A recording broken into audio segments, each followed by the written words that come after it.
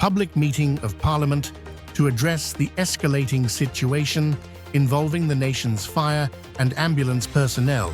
MP Francisco Lacroze presented a motion on the floor of Parliament. KPSM congratulates Officer Vanessa Martina on successful completion of international police training in Abu Dhabi. Minister of Finance clarifies justice payroll taxation and corrects inaccuracies.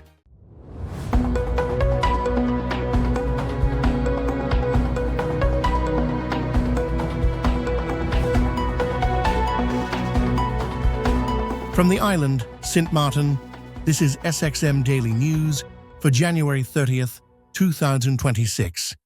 Public meeting of Parliament to address the escalating situation involving the nation's fire and ambulance personnel. Speaking at the House of Parliament, Acting Prime Minister Grisha Heiliger Martin on January 29th, 2026. The Minister of General Affairs and the Minister of Public Health, Social Development and Labour will be in attendance. The agenda point is deliberations with the Minister of General Affairs. This meeting was requested by MPs Egbert Doran, Ardwell Irian, and Darrell York. Step 4, the function book needs to become an integral part of the organizational decree, and in this case from General Affairs. So P&O then drafts the legislative text establishing that and presents it to the Council of Ministers for approval.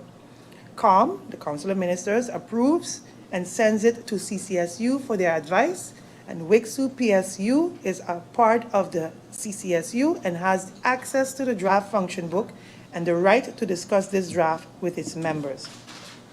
After the advice of the CCSU, COM decides what to do with the advice of the CCSU based on the advice of P&O and reports this in the explanatory notes of the national decree and sends the package to the Council of Advice. It is important to mention that when it comes to the establishing of the organizational structure based on Article 112G of the LMA, CCSU has the right of advice and not the right of consent. After receiving the advice of the Council of Advice, just like all other legislation, another report will be drafted by the relevant department, and in this case, the Department of P&O, for the approval of the COM. The NADA report is a document in COM, explains how it takes the comments and advice of the Council of Advice into consideration when approving the draft national decree containing general measures. And then after approval of the COM, the draft legislation and the NADA report are sent to the governor for ratification. Step 8, after the governor has signed, it is sent back to the countersigned by the Minister of General Affairs and sent to the Department of Legal Affairs for publication. Step 9, the Ombudsman then has 6 weeks to object to the legislation if they believe it is in conflict of the Constitution. And then step 10, if no objection is filed by the Ombudsman, the new legislation takes an effect 6 weeks after ratification by the governor. As one can see, during this lengthy process, many different institutions are involved. It is not a hasty process in which things are overlooked. Next, we go over to the questions posed by MP York. MP York stated that he's almost guaranteed that the union knew nothing about the LBA being with the governor and that the PM even referred to the placement committee. Therefore, the MP York would like to know if even the fire chief knows of this placement committee. This is incorrect. The PM can inform the MP that the union and the fire chief were indeed informed prior to the convening of this meeting on November 17th, and that the national decree was at the governor for approval.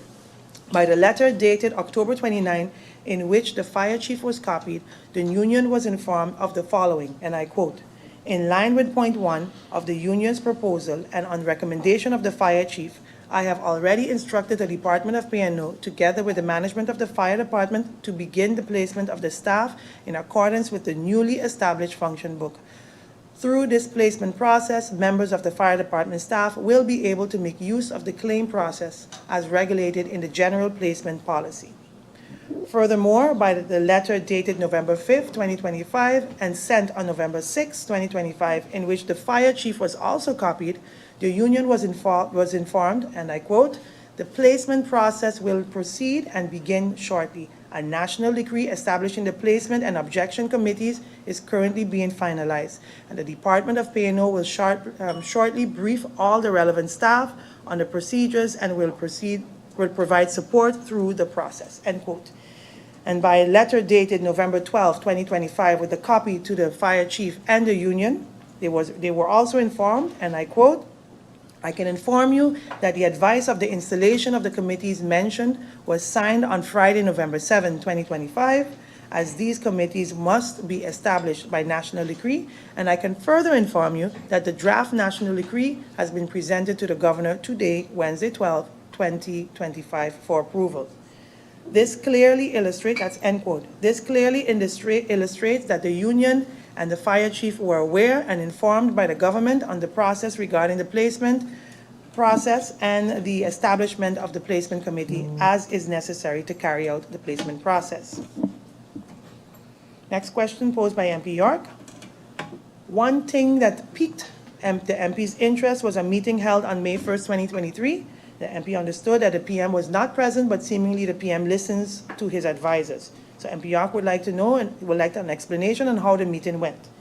In this context, the MP may be referring to the letter dated May 1st, 2023 by CCSU providing positive advice on the function book for the fire department and ICT department, and as this letter was mentioned during the Prime Minister presentation.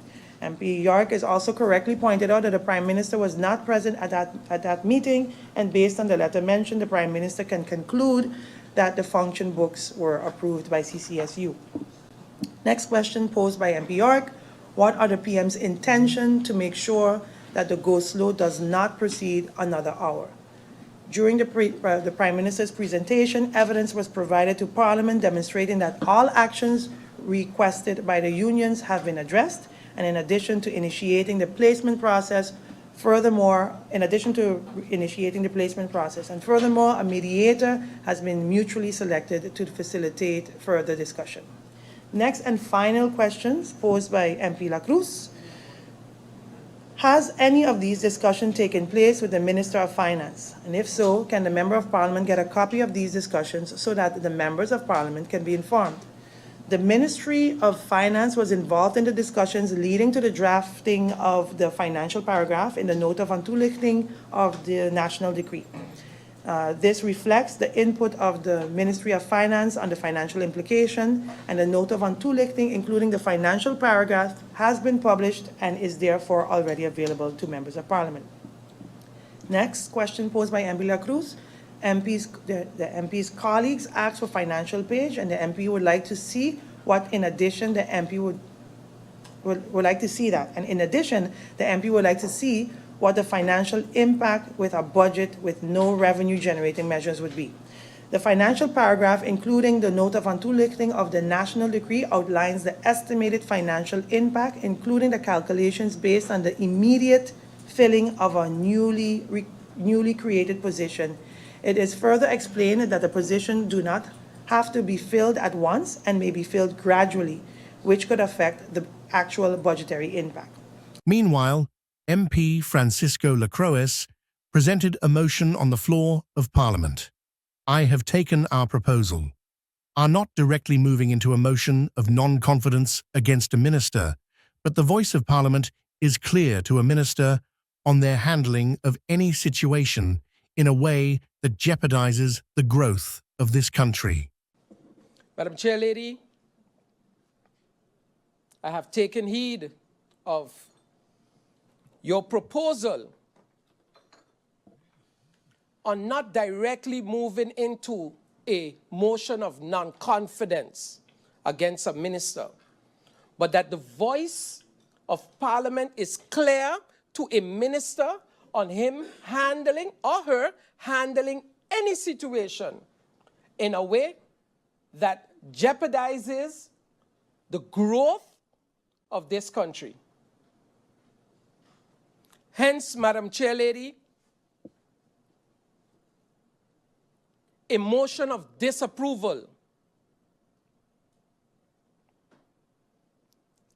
In the Parliament of St. Martin, in its meeting of today, January the 29th, 2026, considering that the Prime Minister is legally and politically responsible for the proper functioning, administration, and oversight of portfolios of legal affairs, personnel, and organization, facilities, the Department of BAC, and Fire Department.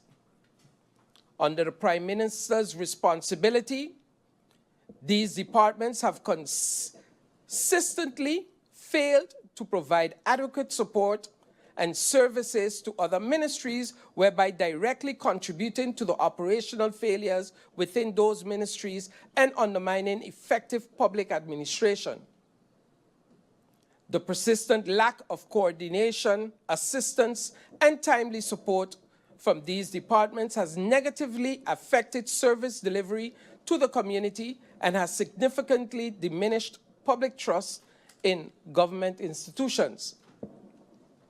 As a direct consequence of the Prime Minister's inaction to failure to engage constructively with essential services, the fire department, and the ambulance services, we have been operating under a sustained go-slow since April of the previous year, severely impairing emergency response capacity and placing the safety, security, and well-being of the population, including the country's vulnerable tourism sector, at serious risk. The Prime Minister has repeatedly failed to honor commitments made by the WICSU and the PSU, fire department personnel, and the ambulance personnel concerning long-standing personnel and labor issues.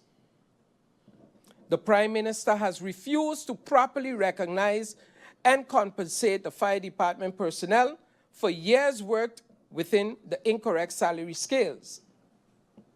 The urgent request of the fire department to escalate the personnel matters and go slow action to the Council of Ministers was necessary and continued inaction on the part of the Prime Minister.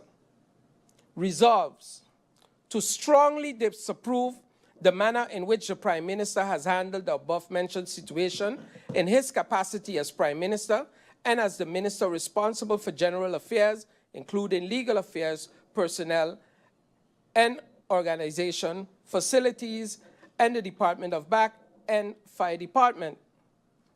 To strongly request the Prime Minister to urgently address the concerns in the consideration of this motion and to resolve the long-standing concerns of the Fire Department personnel and relevant departments.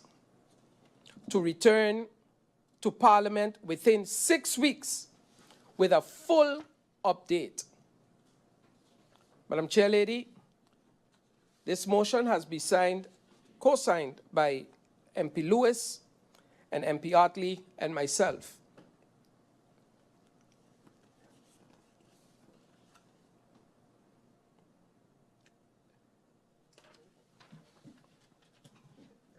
I hope that the message is clear.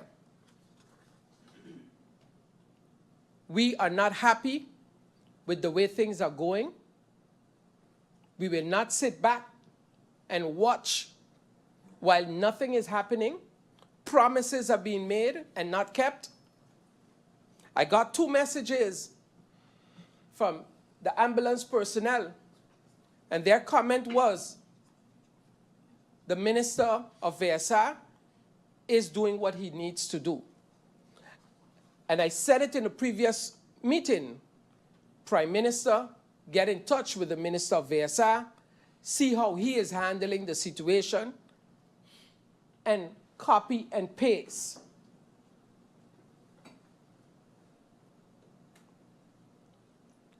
Some might think this is political. It is not. I am afraid every day of something happening and the ambulance saying, hey, no, we can't pick you up. Or your house start to burn down and the fire department says, get a hose, which I know they won't, but the fear is there. And I thank you. I thank you on behalf of myself, all the citizens of St. Martin, because you should not have been enduring what you are enduring today still. I thank you for still getting up every morning and going to work. Thank you, Madam Chair Lady. Prime Minister Dr. Luc Mercelina himself will respond to whatever, will respond to whatever outstanding questions, and like always is the case, give his views on the motions and those things mentioned regarding him in the motion. Allow me, however, to explain. Allow me, however, MP Lewis, during my presentation, there is no possibility for interruptions. I am making a presentation, and so I would kindly request you to take your seat.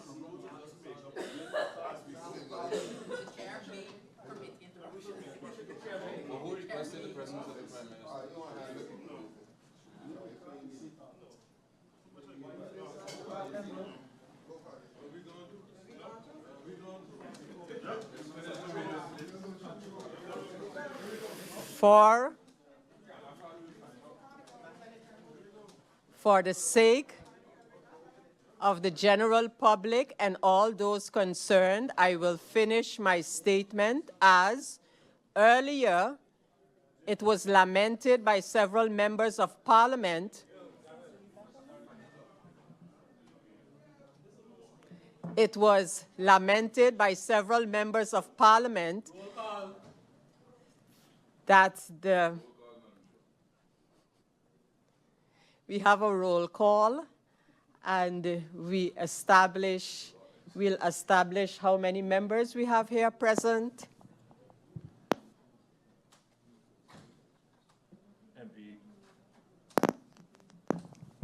MP Duran, MP Irian, MP Jansen-Webster, MP Kotai, MP La Vega, MP La Cruz, MP Lewis, MP Myers, MP Otley, MP Peterson, MP Roseberg, MP De Wever, MP Waver, apologies, MP York, Chair Lady Westcott-Williams. Present.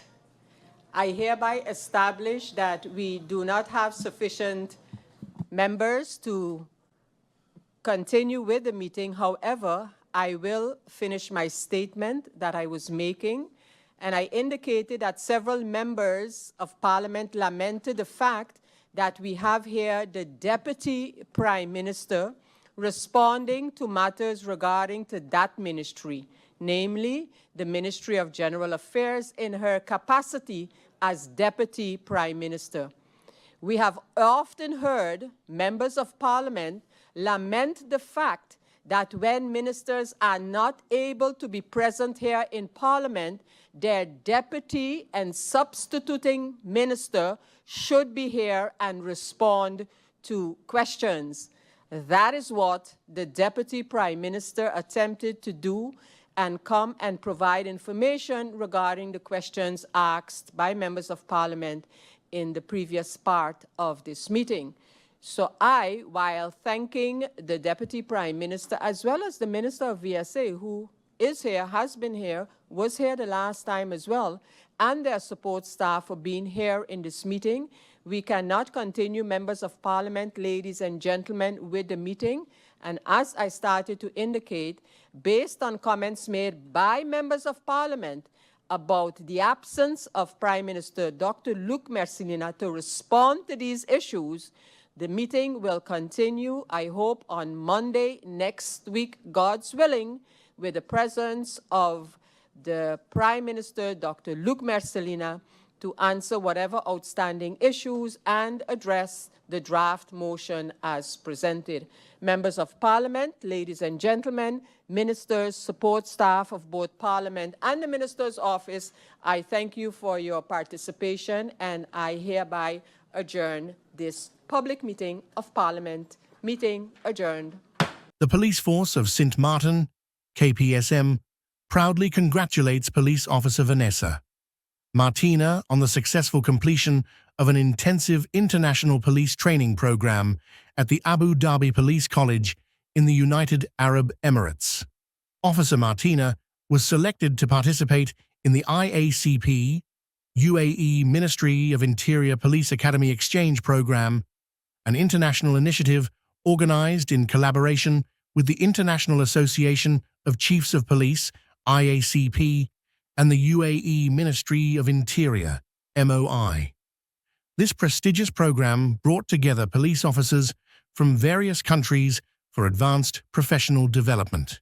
The training program commenced in September 2025 and spanned a period of 5 months, during which Officer Martina underwent comprehensive academy-style training.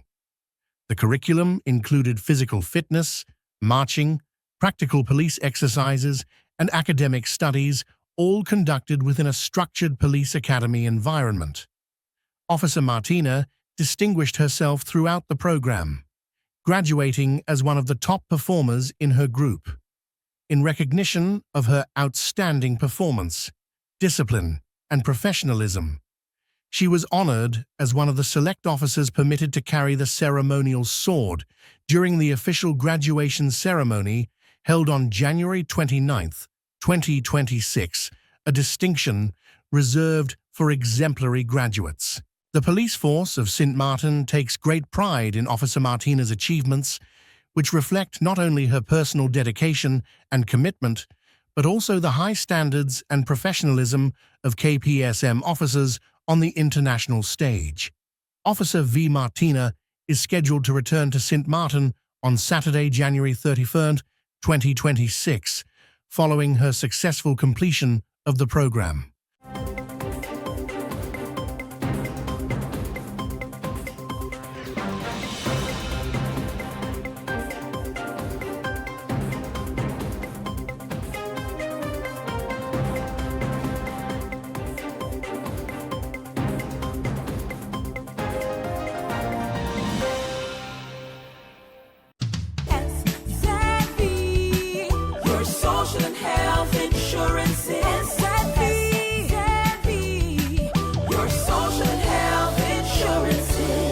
Are you SXM insured?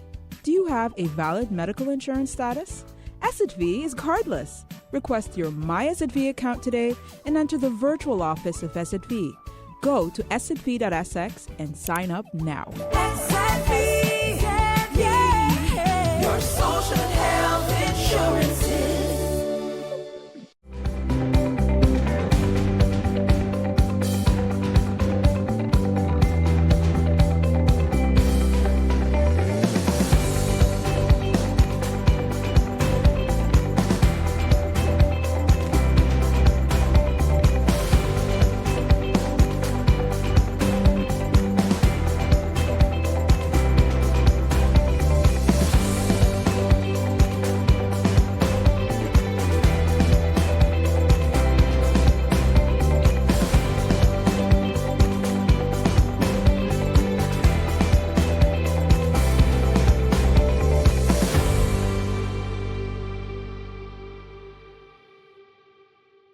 MP Ardwell Irian.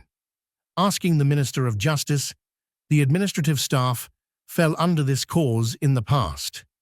I remember when Minister Richardson, the unions made a big issue about leaving them out. So if they're not part of the current insurance process, do the union and the members agree that the administrative members in justice doesn't fall under the future Nagico insurance or private insurance?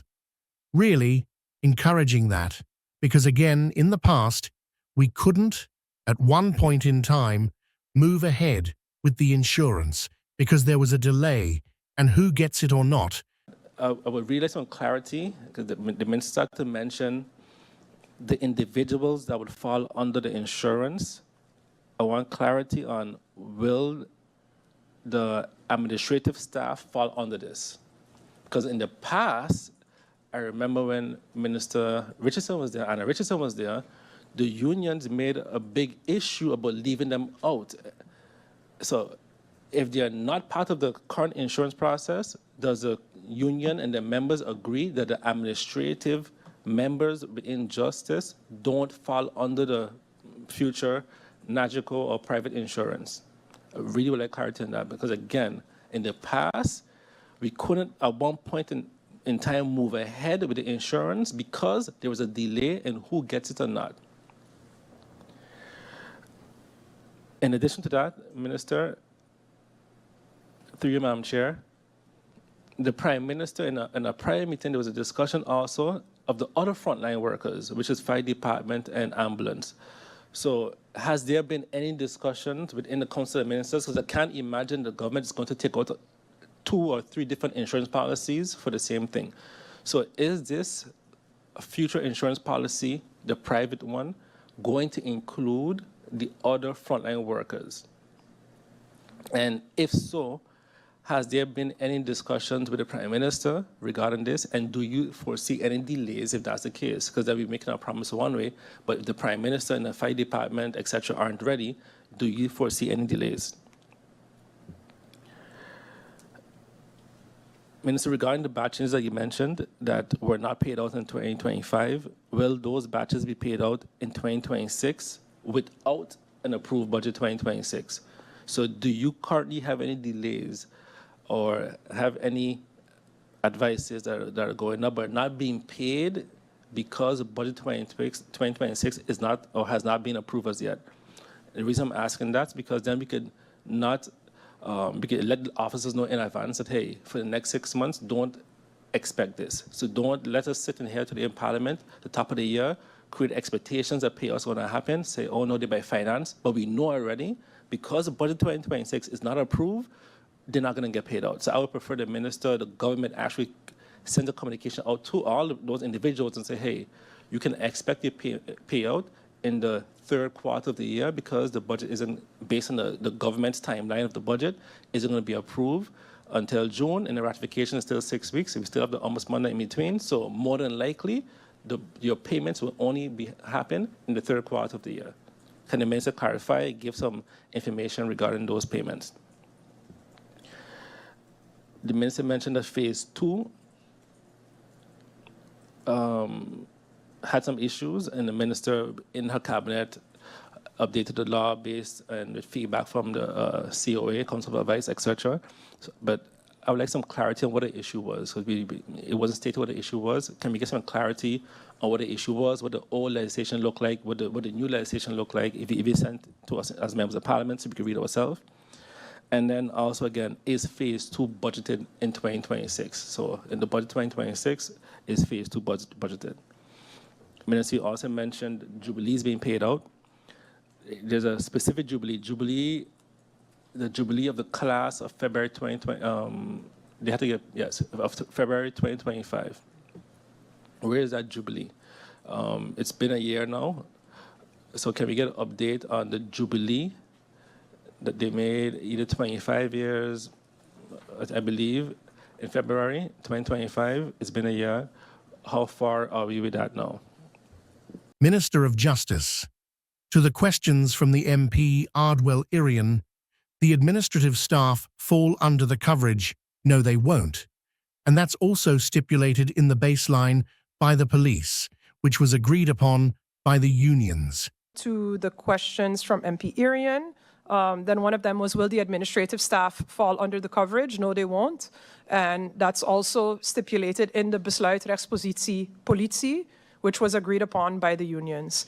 And also this entire advice process for the insurance started under then Minister Anna Richardson, continued through now MP Lewis, previously Minister Lewis, where the advice kind of bounced back and forth between the ministry and the governor's cabinet, but this was initiated already in 2024. And that discussion then was indeed then that it would just be those frontline workers. In my discussion so far with the unions, there hasn't been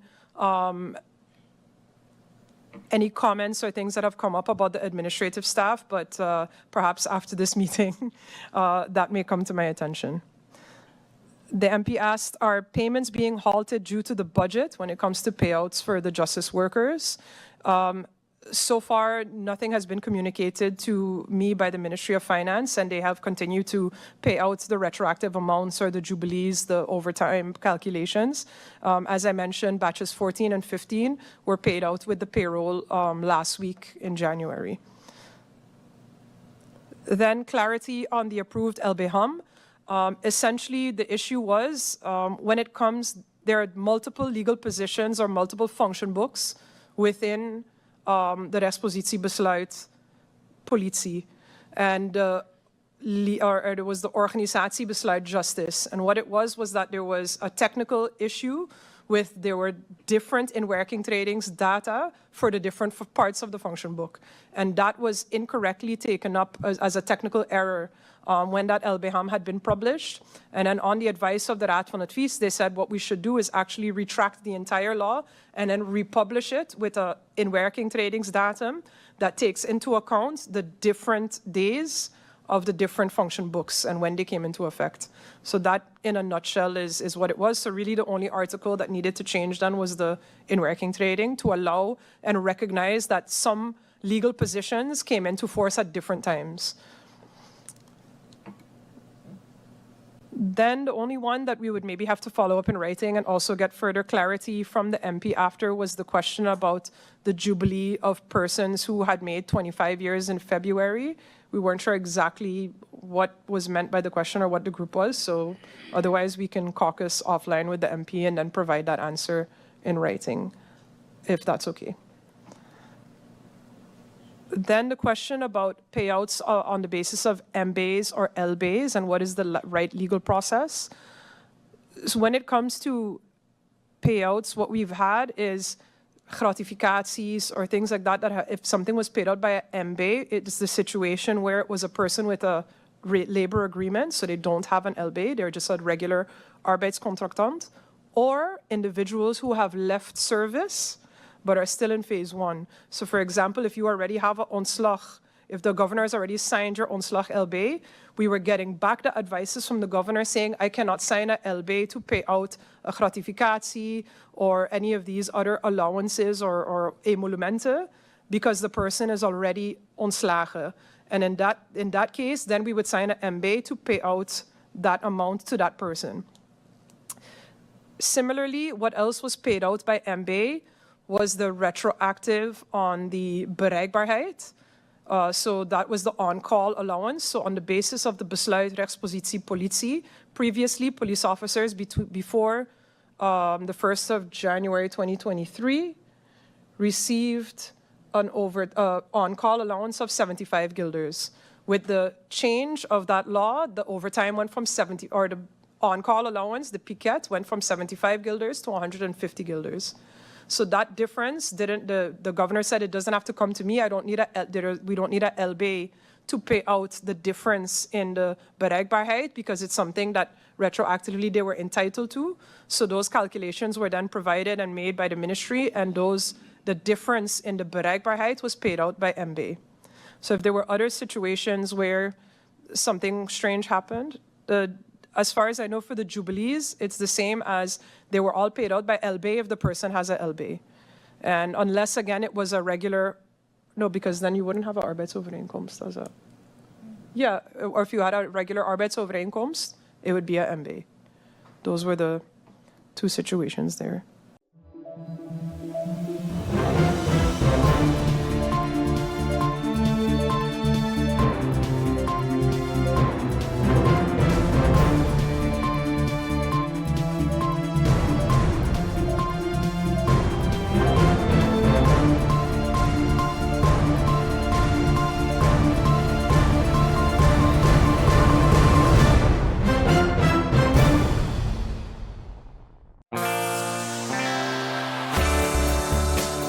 Now for the weather forecast. Tonight through Saturday evening, fair to partly cloudy and breezy with isolated showers. Surface winds. Tonight through Saturday evening, easterly to southeasterly, with a gentle to moderate breeze at 8 to 17 state of the sea, slight to moderate waves, swells, 2 to 5 feet outlook through Sunday evening. Fair to partly cloudy with isolated showers, and now your 3-day forecast.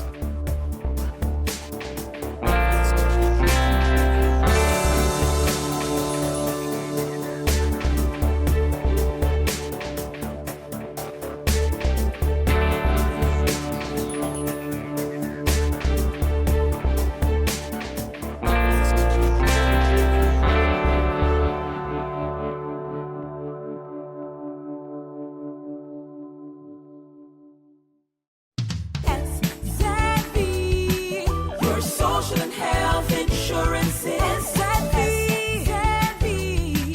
Your social and health insurance. Are you SXV insured? Do you have a valid medical insurance status? SXV is cardless. Request your My SXV account today and enter the virtual office of SXV. Go to sxv.sx and sign up now. Savvy, yeah, your social and health insurance.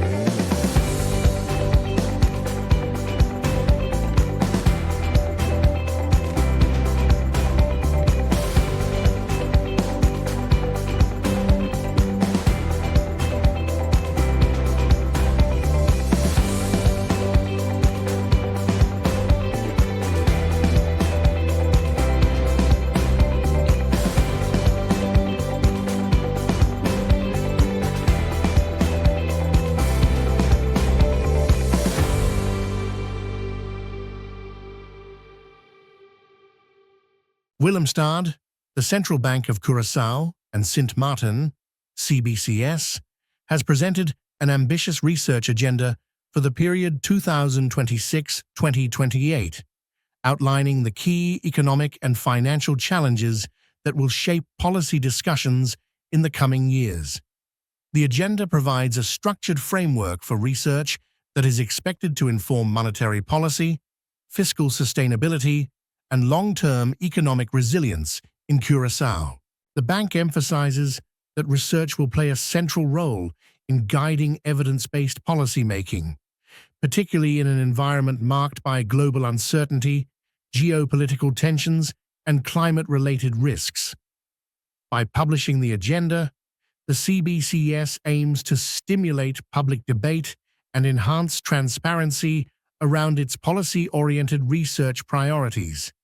The research agenda also highlights the interconnected nature of economic policy and financial stability, noting that sustainable growth depends on a sound and resilient financial system.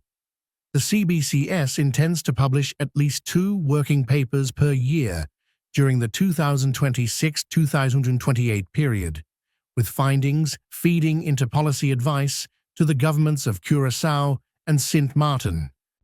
This is our SXM Daily Newscast. Thank you for joining us.